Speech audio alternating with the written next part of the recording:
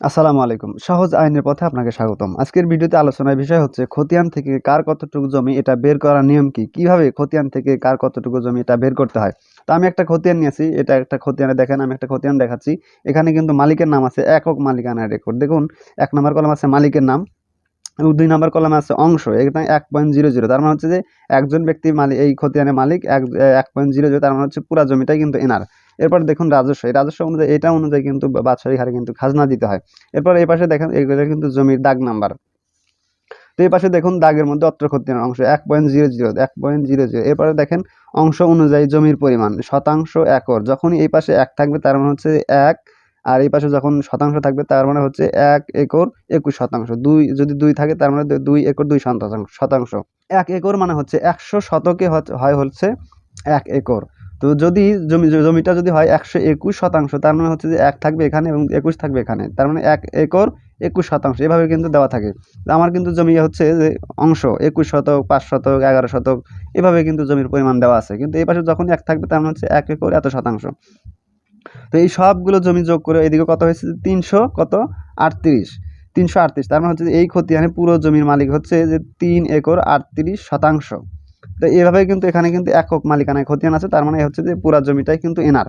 তো এরপরে আমরা আরেকটা খতিয়ান নিলাম সেই খতিয়ানে দেখা যাচ্ছে যে ১ নাম্বার কলামে দেখেন মালিকের নাম দেওয়া আছে রহিসউদ্দিন, অফিসউদ্দিন। এপাশে নামটা একটু অস্পষ্ট কিন্তু তারপরে রহিসউদ্দিন, অফিসউদ্দিন, বাবুর আব্দুস সোবহান মন্ডল, আনোয়ারা খাতুন এভাবে কিন্তু নাম দেওয়া থাকে।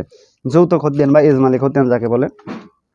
তো এই যৌথ খতিয়ান বা এজমালি খতিয়ানে কিন্তু একের অধিক নাম থাকে। তো একের অধিক যখনই নাম থাকবে তখন কিন্তু এই যে অংশ দেওয়া থাকবে এখানে কিন্তু অংশ দেওয়া থাকে যে পয়েন্ট ২৫০ পয়েন্ট ২৫০ পয়েন্ট ২৫০ এভাবে আনোয়ারের অংশ ১০০ পয়েন্ট ১২৫ এভাবে কিন্তু সবগুলো যোগ করার পর কত হয়েছে বলে ১.০০ এই সবগুলো সংখ্যা যোগ করার পর কত হবে ১.০০ যেহেতু এই সবগুলো সংখ্যার আগে পয়েন্ট দেওয়া আছে পয়েন্ট সহ যোগ করবেন দেখবেন ১ বেরোবে। ১.০০ এরপরে হচ্ছে রাজস্ব। এরপরে আমরা দেখলাম দাগ নাম্বার। এরপরে আমরা দেখতেছি এখানে এটা দেখুন এখানে যে বিষয়গুলো আছে এগুলো কিন্তু আপনি অনেক ইউটিউবের ভিডিওর মধ্যে কিন্তু আপনি এই বিষয়গুলো পাবেন না। যে বিষয়গুলো আমি একটু আলোচনা করে নিচ্ছি আপনাদের সুবিধার্থে। দেখুন এপাশে দেখেন দাগের মধ্যে অত্র খতিয়ানের অংশ মানে হচ্ছে এই ২৬৫ খতিয়ানে এই জমিটা হচ্ছে এই যে এই পাশে দেখুন জমির পরিমাণ দেওয়া আছে অংশ অনুযায়ী জমির পরিমাণ ১৪ শতক, ৩০ শতক, ৪২ শতক, ৫ শতক। কিন্তু এই পাশে একটা জিনিস আমি যেটা বোঝাতে চাচ্ছি সেটা হচ্ছে যে দাগের মধ্যে অত্র খতিয়ানের অংশ। দেখুন এই পাশে দেওয়া আছে দাগের মোট পরিমাণ একর শতাংশ। একর মানে হচ্ছে যে ১০০ শতক যখন হয়ে যায় তখন হয় ১ একর। কিন্তু যখন শতাংশ থাকে তার মানে হচ্ছে যে এই ৪৬ শতাংশ ১১ শতাংশ। এখন আমি যেটা বলতে চাচ্ছি সেটা হচ্ছে যে এই জমিটা মানে এই যে জমিটা আছে যে এই ৭২৩ দাগে ৭২৩ দাগের জমি আছে ১১ শতাংশ কিন্তু এই জমিটা আরও ভিন্ন ভিন্ন খতিয়ানে চলে যেতে পারে। যেহেতু এই খতিয়ানে চলে যাওয়ার কারণ হচ্ছে অন্যান্য মালিক আছে অন্যান্য খতিয়ানে চলে যেতে পারে। এজন্য আমি যেটা বলতে চাচ্ছি সেটা হচ্ছে যে ১১ শতাংশ মোট জমি এই ৭২৩ দাগে ১১ শতাংশ জমি কিন্তু এই খতিয়ানে আসছে কিন্তু ৫ শতক। তাহলে বাকি জমি গেল কোথায়?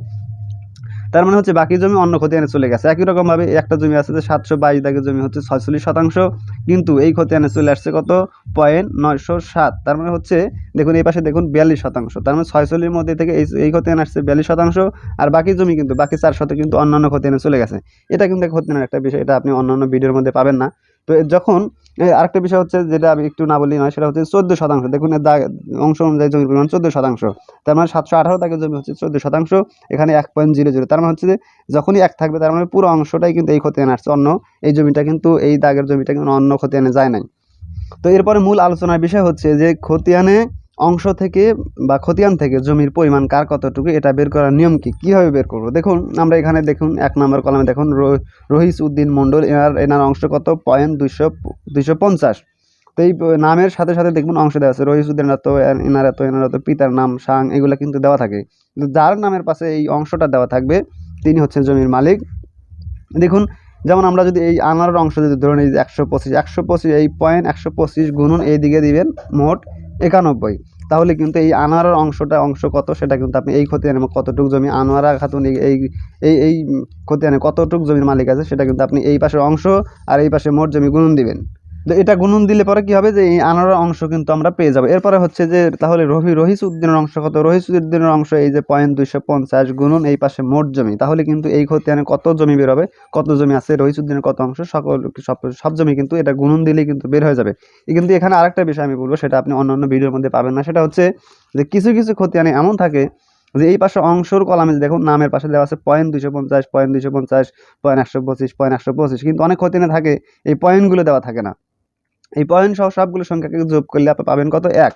কিন্তু যদি এই পয়েন্ট যদি না থাকে তাহলে সবগুলো সংখ্যা যোগ করার পর কত পাবেন? 1000। যখনই খতিয়ানে এই সংখ্যার এই অংশের সংখ্যার আগে যখন আপনি পয়েন্ট পাবেন না, তখন কিন্তু আপনাকে এটা ধরুন এই সবগুলো এইটা গুণন, এই পাশে সব মোট জমি আছে, মোট জমি গুণন দিবেন, গুণন দিয়ে 1000 দিয়ে ভাগ দেবেন। আমি বলতে চাচ্ছি যে এই সংখ্যার আগে যদি কোনো পয়েন্ট না থাকে, সরাসরি যদি এই সংখ্যা দেওয়া থাকে, অনেক খতিয়ান থাকে আমি দেখেছি, তো সরাসরি যদি এই সংখ্যা দেওয়া থাকে, এই পয়েন্টগুলো যদি না দেওয়া থাকে, তার মানে এই সংখ্যা গুণন এই মোট অংশ গুণন মোট জমি গুণন দিয়ে 1000 দিয়ে ভাগ দিবেন, তাহলে কিন্তু এই রফিস উদ্দিনের অংশ কার নামে কতটুকু অংশ এটা কিন্তু পেয়ে যাবেন।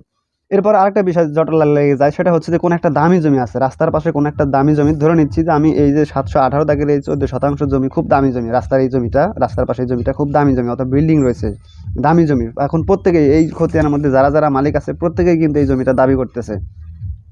তখন কি করতে হবে? তখন করতে হবে যে এই যে রফিস উদ্দিনের অংশ কত? 250 গুণন এই পাশে আপনি 14% দিবেন, এই 250 এই 250 গুণন এই 14%। একই রকমভাবে এই যে আনোয়ারা খাতুনের এনে কত? 125 গুণন এই 14। তো এই ছিল ভিডিওটি যদি ভালো লেগে থাকে তাহলে ফেসবুক সহ অন্যান্য মাধ্যমে ভিডিওটি শেয়ার করে দিবেন। আমাদের চ্যানেলে একাধিক অন্যান্য বিষয় বিভিন্ন রকমের ভিডিও দেওয়া আছে, ভিডিওগুলো অবশ্যই দেখুন, ভালো লাগলে ফেসবুক সহ অন্যান্য মাধ্যমে শেয়ার করে দিন। ধন্যবাদ, সবাই সুস্থ থাকেন, ভালো থাকেন, আসসালামু আলাইকুম।